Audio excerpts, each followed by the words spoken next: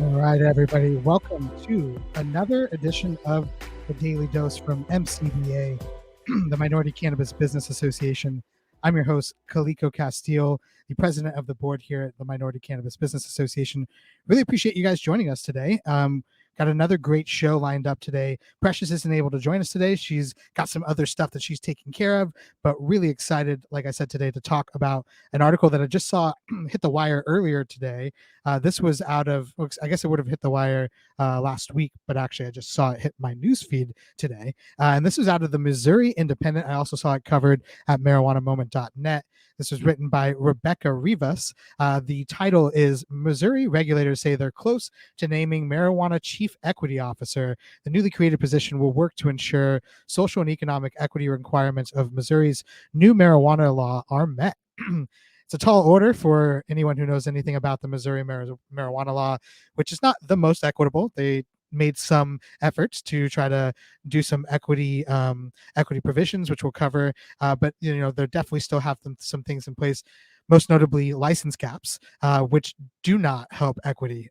Even if you do have an equity program, is one of the things that we found in MCBA's National Cannabis Equity Report last year was that, in fact, that if you have license caps, it is one of the policies or one of the provisions that actually most quickly leads to inequities in the system. So this article was written once again by Rebecca Rivas from the Missouri Independent, and I'm going to just read a couple lines from the article here. Once again, from the Missouri Independent. So it says the constitutional amendment legalizing recreational marijuana in Missouri won voter approval in November, but created a schism among social justice advocates over the question of racial and economic equity. Some believe the new law will empower minority marijuana business owners, while others worry it will cement an already distrusted, inequitable business licensing system in place. Much rides on who is selected for the chief equity officer by the Department of Health and Human Services, the state agency tasked with overseeing the marijuana program.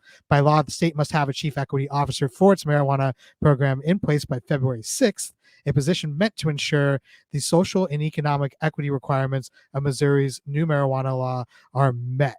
So, super interesting that they have till February 6th to get this done. Like I said earlier, they do have license caps in place, which actually basically capped the amount of licenses in the adult use market at the same cap that they had in place for the medical market, and also gave basically first dibs to licenses to those who already had medical licenses in Missouri prior to adult use passing. So once again, one of the things that we found in the MCBA National Cannabis Equity Report was that if you're giving first dibs to these medical operators, allowing for what we call co-location of adult use and medical licenses, it's actually also cementing the inequities that were likely already in place during the medical marijuana program, right? So Missouri was not an equitable marketplace in the medical system, and the fact that we gave dibs and then capped it at the same license cap as was in the medical program does make it tougher for equity. But this chief equity officer does have real things that they need to be able to tackle and try to make the program better. So a little bit more about the position here. It was actually posted on the the state's job listing website from November 29th to December 9th.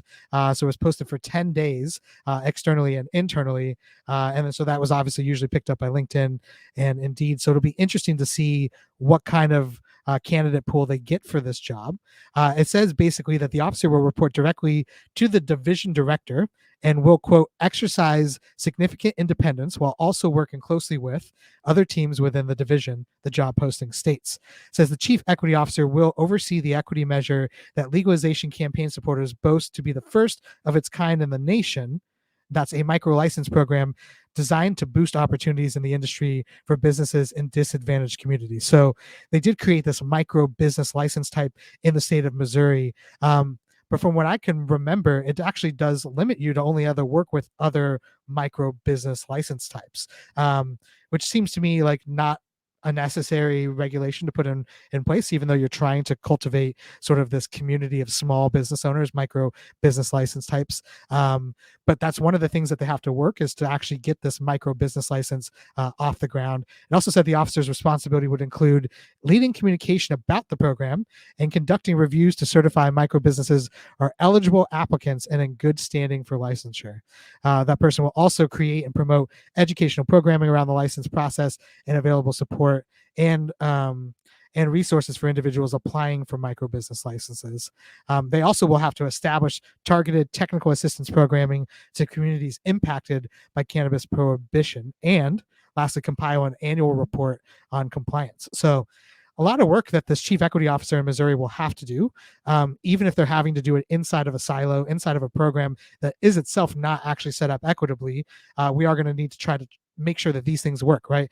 Make sure that micro business licenses are getting out to more Black, brown, and minority entrepreneurs, people who are most disproportionately impacted by prohibition, making sure they actually have access to the marketplace, but then also making sure that those people are properly eligible for those, making sure that they're coming from disaffected and marginalized communities, and then also making sure that you're ultimately putting forth a report every month, every year, to make sure that you're actually meeting these goals. So a tall order in place for whoever gets this chief equity officer position out in Missouri, but really excited to see that they will, quote, have that soon, and that does actually make that have some teeth to it, because they do have to, by law, have it in place by February 6th. As we record this podcast today, it is January 17th. So we're just a few weeks out from finding out who, in fact, the Missouri chief equity officer will be. So, it's really interesting to see this as part of the Missouri legalization law. We're starting to see this in place in other states as well. Really thinking back to the way MCBA has operated as an organization and as a policy think tank over the last 7 years since our founding in 2015. We used to have these things, and we'll be having them again. We used to have them before COVID, called our policy summits. And it's actually where we would bring some of the brightest minds in cannabis, specifically around social equity and diversity, equity, and inclusion, around tables to be able to sort of wave our magic wand and think about, like, if we were writing a legalization bill, what it would actually look like, right? So dating back to 2017 and beyond, we wrote a lot of these things and it put forth ideas like this chief diversity officer, like having basically an office of cannabis justice that would put forth sort of investing in the industry. And we see that now being replicated in other states throughout the country, as well as on the federal level in the CAOA and others, right? So a lot of the ideas that were originated sort of in MCBA policy summits in the past are now finding their way to these state houses and in legalization bills. And even if they themselves are in legalization bills that are not fully equitable, it's really great to see these opportunities where you can have someone empowered to actually try to change the system and make sure that it's tilting the scale in favor of those who need it, the people who are most disproportionately impacted by prohibition.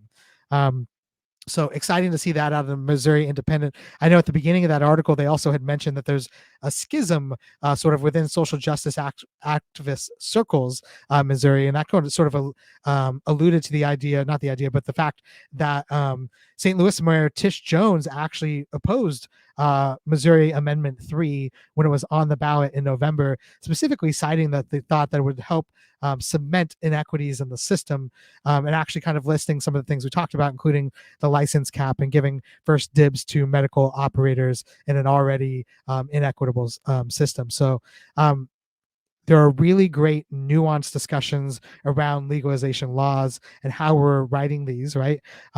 I think we talk about it in nearly every episode here on the Daily Dose. But make sure you go to minoritycannabis.org/equity map. You can check out the National Cannabis Equity Report that we put out last year that actually talks about a lot of these provisions and how they do or do not lead to equitable outcomes, things like license caps, things like giving first dibs to medical operators. It's really important that if you are an activist or an advocate around the country, that you know about this report, because then you can share it with your lawmakers and your regulators, make sure that they're not trying to reinvent the wheel, and actually realize that we do know what does and doesn't work.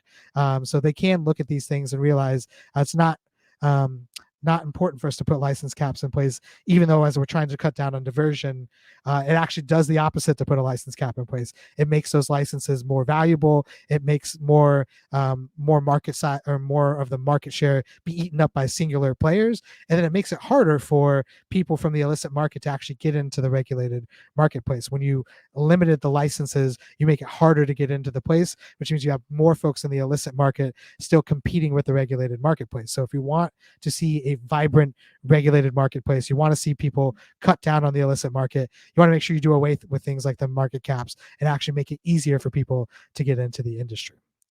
So I just want to give a little bit of a shout out for everybody who's been listening to the Daily Dose so far. If you're watching this live on LinkedIn, Facebook, or Twitter, we appreciate you guys tuning in live. We do this daily, usually around 4:20 Eastern, depending on what we've got going on in terms of meetings and other things going on.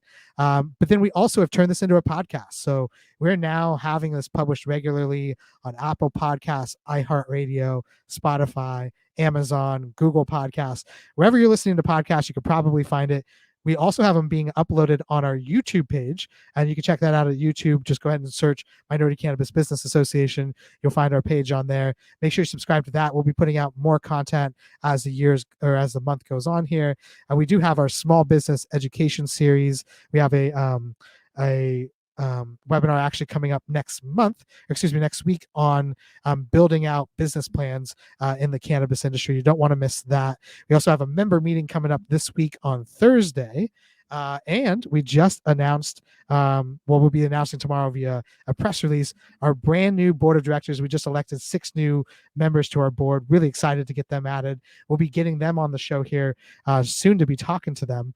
I do want to also make sure we give a plug to everybody who is a member of MCBA. We could not do the work that we do, whether that's putting out our model policy, whether that's lobbying at the federal level, whether that's putting out resources for folks to be able to get on their feet and start their businesses. We couldn't do that without our members. MCBA is a membership-based organization. That means people pay anywhere from $100 a year up to $50,000 a year to become members of MCBA. And all of that money goes to the work that we are doing day to day to make sure that we are advocating on behalf of Black and Brown and minority entrepreneurs, providing policy solutions to regulators and policymakers, make sure that we're providing resources for entrepreneurs and ultimately networking opportunities for you guys to help grow your business. So I hope you guys will go to minoritycannabis.org and look at more information about becoming a member, whether that's an individual and you're just building your way into the industry, or whether that's you're an operating either allied or social equity or minority-owned business. We'd love to have you as a member.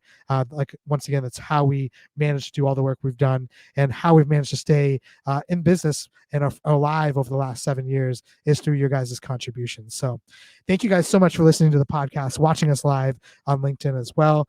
My name is Kaliko Castille. I'm the board president here at the Minority Cannabis Business Association. Look forward to connecting with you all individually. But until next time, aloha and take care of yourselves.